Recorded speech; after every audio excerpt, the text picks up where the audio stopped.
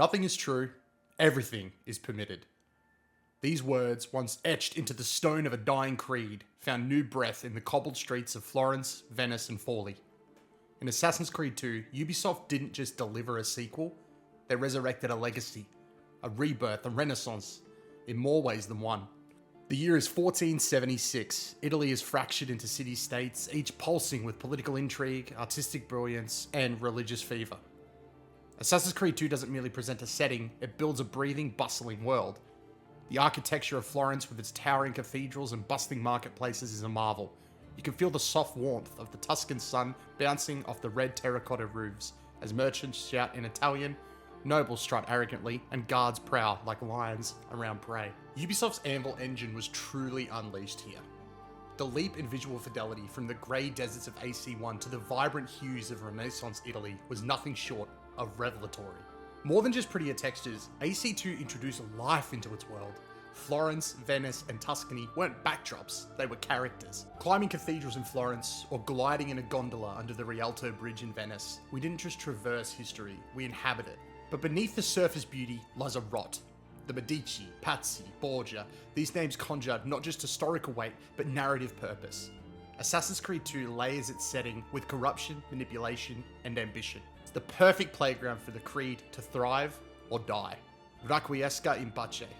The simple phrase, reverent, graceful, final, encapsulates the man who spoke it with such unflinching resolve. Ezio Auditore da Firenze.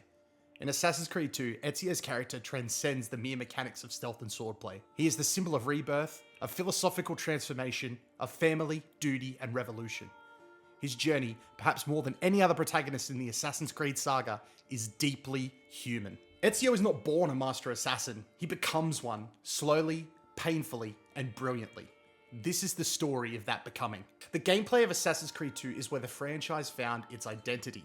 Gone with the repetitive mission structures of Assassin's Creed 1, in their place, variety, tools, upgrades, and a sense of ownership.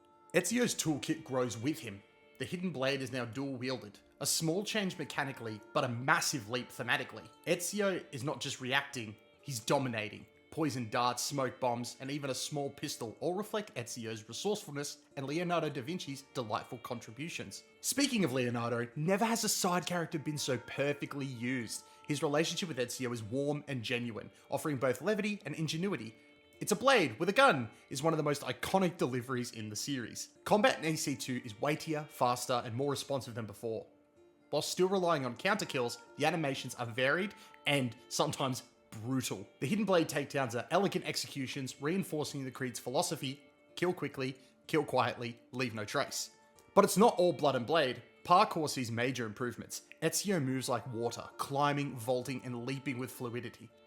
The addition of swimming finally removes a major immersion break, and the introduction of fast travel between cities respects the player's time. Beyond mechanics, Assassin's Creed 2 excels in pacing. Whether you're investigating conspiracies in Florence, hunting down traitors in Tuscany, or liberating Venice from Borgia influence, each sequence feeds organically into the next. The world unfolds not as a checklist, but as a journey.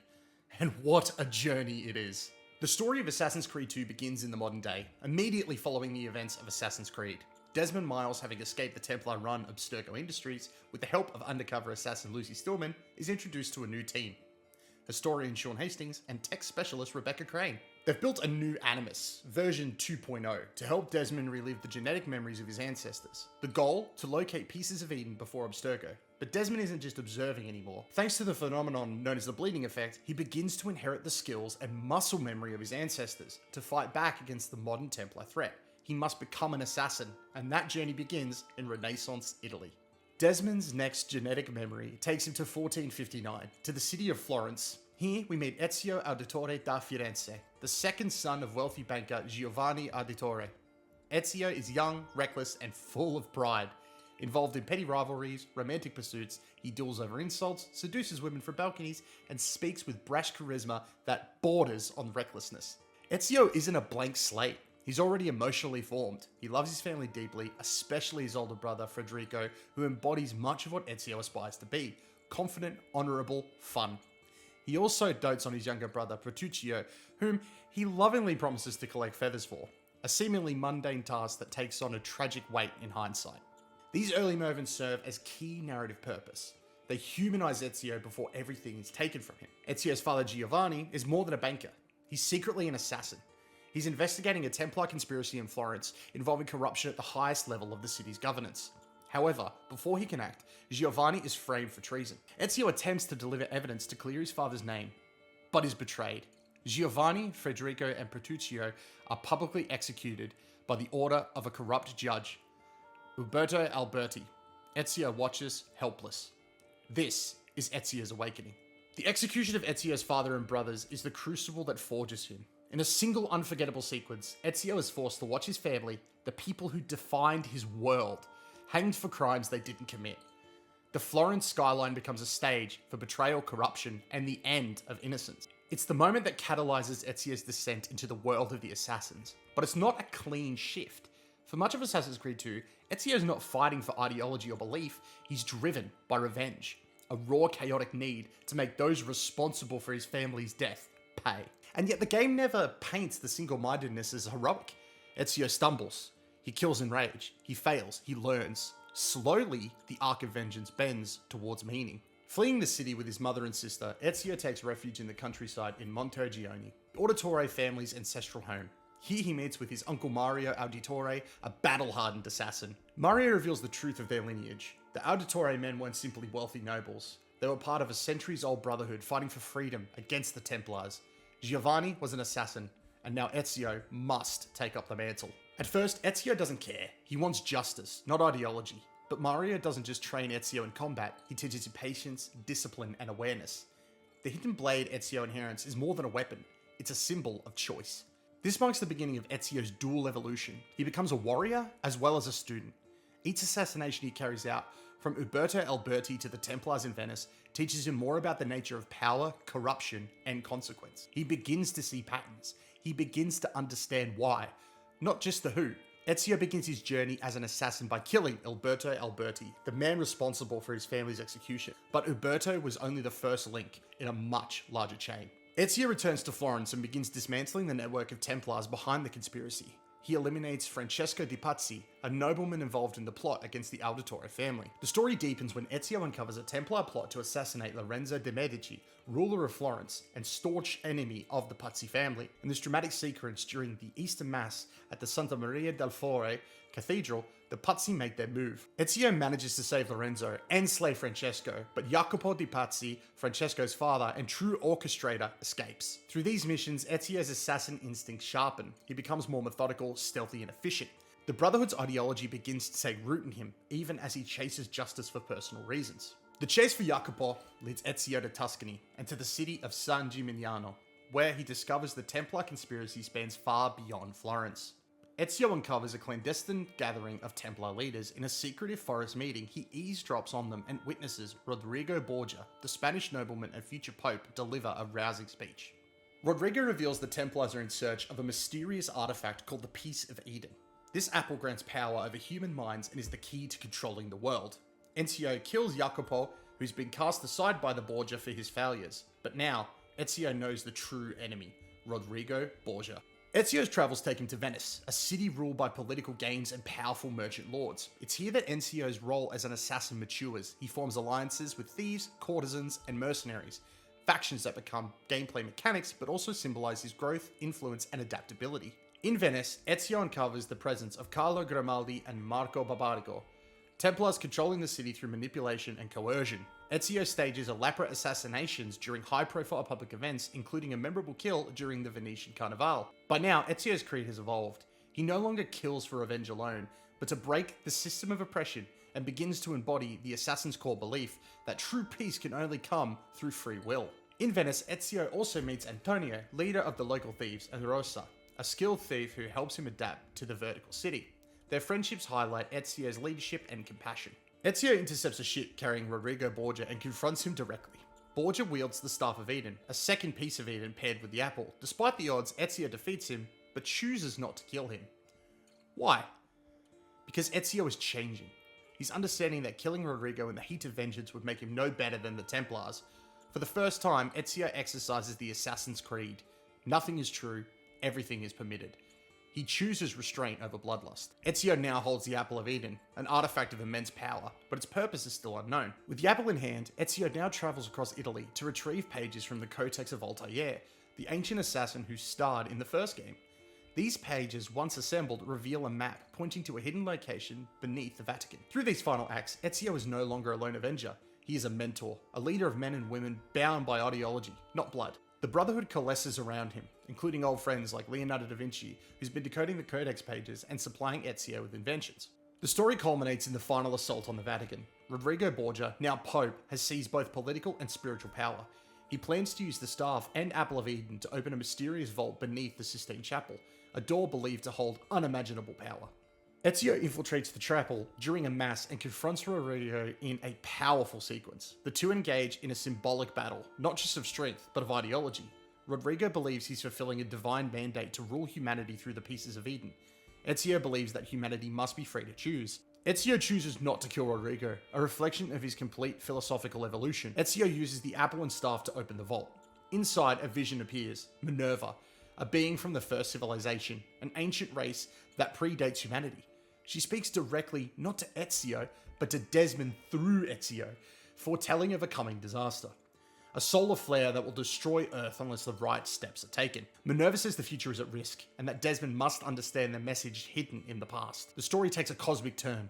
The war between Assassins and Templars is no longer just a philosophical or political debate.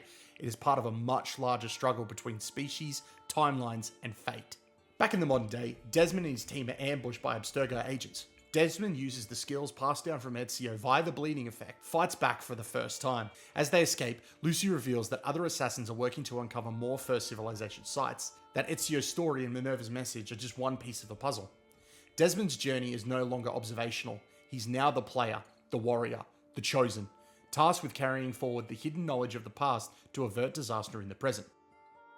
Ezio's story is fundamentally about transformation. From an arrogant youth to a leader of the Brotherhood, his arc is deeply personal. He loses everything, and yet finds something far greater: purpose. His journey mirrors that of Desmond, beginning in passivity and ending in agency. The brilliance of Ezio's character is that he's never painted as the perfect disciple. His transformation is gradual, inconsistent, and realistic. Even as he dons the robes and tools of the Brotherhood, he continues to question what he's doing and why. Ezio often confronts the morality of the assassins himself. His first kills are visceral and emotional, but by the time he confronts men like Carlo Grimaldi or Rodrigo Borgia, he begins to wrestle with power on a grander scale. The famous motto, "Nothing is true, everything is permitted," doesn't become his truth until the game's climax. For Ezio, that phrase isn't an excuse for chaos, it's a revelation. The word is shaped by those bold enough to challenge the assumptions it rests upon. Killing becomes an act of defiance, not dominance. The restraint becomes a form of control. One of Ezio's most defining traits is his humanity. He never becomes cold or robotic in his pursuit, unlike Altair, whose demeanor was stoic and detached in the first game. Ezio remains emotionally rich. He builds relationships, he listens, he mourns. This is more evident in the recruitment of his allies, from Antonio the Thief in Venice to the courtesan Paola. Ezio doesn't simply command others, earns their trust and unites them under a common cause. His leadership's not about dominance, but cooperation. In many ways, Ezio is the first true leader of the Assassin's Brotherhood in the series, a man whose charisma builds bridges between factions, whose kindness creates loyalty, and whose experiences forge empathy. He becomes a mentor not just because he's skilled, but because he's principled. Ezio's heart is not untouched by loss. He carries it with him, quietly. Through his life, the death of his father, brothers, is only the beginning. He also loses the woman he loves. His first flame, Cristina Vespucci, remains a tragic echo throughout the Ezio trilogy. In the side content of Brotherhood and Revelations later explores this, her memory tethering Ezio to the boy he once was. In Assassin's Creed 2, he briefly flirts with romance, particularly with the thief Rosa in Venice, but Ezio's path is too burdened for love. Instead, he becomes a protector, a brother to Claudia, and a mentor to those who follow him. What makes Ezio compelling is that he never shuts off. His wounds don't disappear. They deepen his sense of justice. His loneliness becomes the soil from which his empathy grows. A hero is often defined by his adversary, and Ezio's foil is one of the best in gaming: Rodrigo Borgia, a cunning, manipulative noble who rises to become the Pope. Rodrigo is Ezio's ideological inverse. Where Ezio values free will, Rodrigo seeks control. Where Ezio doubts himself, Rodrigo is a zealot, convinced of his divine right. And where Ezio evolves through experience, Rodrigo calcifies, clinging to the belief that justifies all. The climax of Assassin's Creed 2, where Ezio defeats Rodrigo but chooses not to kill him, is the ultimate testament to Ezio's growth. It's the moment where he steps beyond vengeance and becomes the embodiment of the creed. Where Assassin's Creed 1 introduces us to the tenets, it's Assassin's Creed 2 that asks us to understand them. Nothing is true, everything is permitted. These words, once chanted by Altair, are now whispered in Ezio's ear by his uncle Mario, his allies, and eventually himself. The creed is no longer dogma, it's a lens, a way to navigate a world soaked in lies, manipulation, and delusion. Assassin's Creed 2 masterfully explores the tension between free will and control. The Templars, under the guise of order, seek to enslave humanity through fear, faith, and influence. The Assassins, they seek liberation, not through chaos, but through choice. The ideological war is personified through Rodrigo Borgia. As a villain, he is layered, arrogant, yes, but not mindless. He believes he's right, that humanity needs to be ruled, that peace can only be achieved through the Apple of Eden. And it's in Ezio's final confrontation with Borgia that we see the power of growth. Ezio doesn't kill him, he spares him. The decision echoes louder than any blade. It's the rejection of the Templar ideology, not just in action, but in philosophy. Ezio understands the creed truly, and in doing so, transcends vengeance. Ezio's final acts in AC2 are arguably the most powerful. He unlocks the vault beneath the Vatican, uses the staff and the Apple of Eden inside. He is greeted by a holographic projection of Minerva, a being of the first civilization. She doesn't speak to Ezio, she speaks to Desmond. This moment reframes Ezio's entire journey. He was a vessel, a conduit, through which the past delivered knowledge to the future. And yet Ezio responds to Minerva, "What are you talking about? What is of my time?" A single line captures Ezio's essence. He may be legendary, but he's still a man, bound by the present, confused by destiny, humbled by the scale of which he's a part of. He leaves the vault changed, not just a hero, but a man at peace with his purpose. Ezio's impact is not purely philosophical, he's also cool as hell. From his iconic Renaissance robes to his fluid combat animations, Ezio becomes the face of Assassin's Creed for years. He's the reason the franchise exploded in popularity, not just for his depth, but for his flair. Ezio's parkour feels like poetry. He walks around the cities like Florence and Venice with grace and swagger.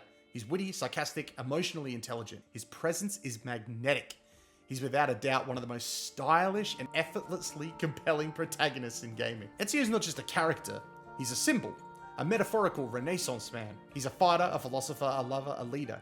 He evolves through the humanistic ideals of the Renaissance: reason, inquiry, art, and rebellion against religious dogma. His friendships with Leonardo da Vinci and Lorenzo de' Medici reinforce this. Ezio surrounds himself with thinkers, creators, and revolutionaries. He's the spirit of Renaissance Italy, passionate, rebellious, curious. But more than that, Ezio represents what it means to grow, to evolve, to seek knowledge, not dominance. Ezio Auditore is not great because he's perfect. He's great because he grows, because he struggles, because he embodies a journey we all recognize, from confusion to clarity, from vengeance to virtue, from fire to light. In Assassin's Creed 2, Ezio becomes more than an assassin. He becomes a symbol of change, of agency, of what it means to hold one's humanity in a world built on corruption. He's the reason the franchise found its soul. And for millions of players, Ezio isn't just a character, he's family. Assassin's Creed 2 is not a perfect game, although it's bloody close. The combat can feel dated, the climbing occasionally clunky, but that's just Assassin's Creed. The side missions are sometimes repetitive, but none of that matters when it's weighed up against its soul. This game means something to the franchise, to its fans, to me. This is where Assassin's Creed, the Creed, truly began. Honestly, Assassin's Creed 2 is a must-play game, even today. Thank you for watching. If this review resonated with you, please consider subscribing and joining me again as we continue to uncover the secrets and the stories and the spirit of the Assassin's Creed franchise and some other games that I have planned down the line. But yeah, that's going to do it from me. Thank you so much for listening. I really do appreciate it. Until next time, may all of your games be good ones, and I will catch you guys in another video.